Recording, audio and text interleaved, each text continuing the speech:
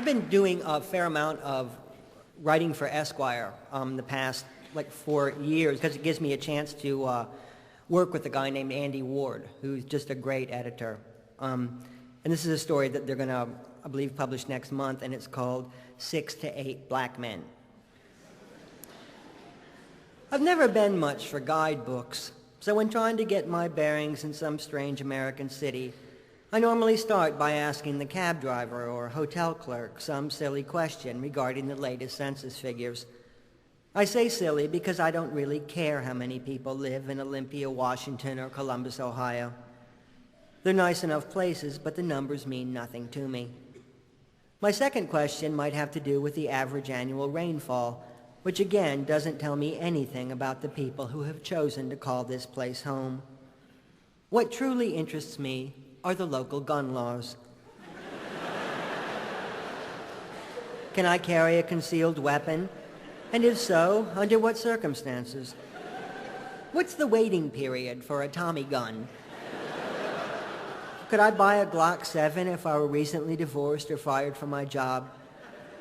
I've learned from experience that it's best to lead into this subject as delicately as possible, especially if you and the local citizen are alone and enclosed in a relatively small area. Bide your time, though, and you can walk away with some excellent stories. I've learned, for example, that the blind can legally hunt in both Texas and Michigan.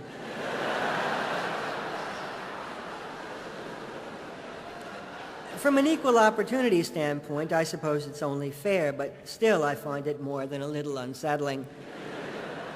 In Texas, the blind hunters must be accompanied by a sighted companion, but in Michigan, they're allowed to go it alone.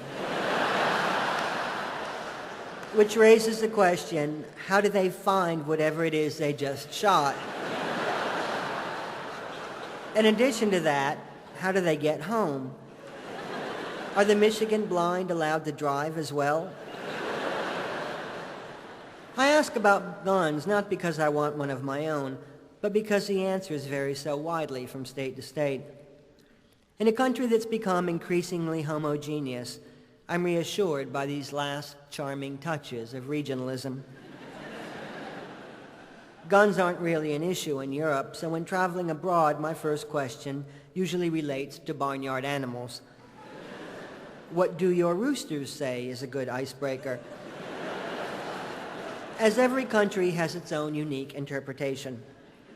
In Germany, where dogs bark "vow, vow," and both the frog and the duck say "quack," the rooster greets the dawn with a hearty "kikariki." Grecian roosters crow "kiriaki," and in France they scream "cocorico," which sounds like an order for one of those horrible pre-mixed cocktails with a pirate on the label.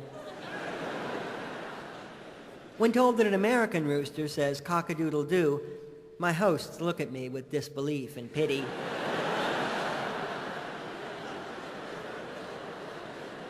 When do you open your Christmas presents is another good question, as I think it explains a lot about national character. People who traditionally open gifts on Christmas Eve seem a bit more pious and family-oriented than those who wait until Christmas morning. They go to Mass, open presents, eat a late meal, return to church the following morning, and devote the rest of the day to eating another big meal. Gifts are generally reserved for children, and the parents tend not to go overboard. It's nothing I'd want for myself, but I suppose it's fine for those who prefer food and family to things of real value.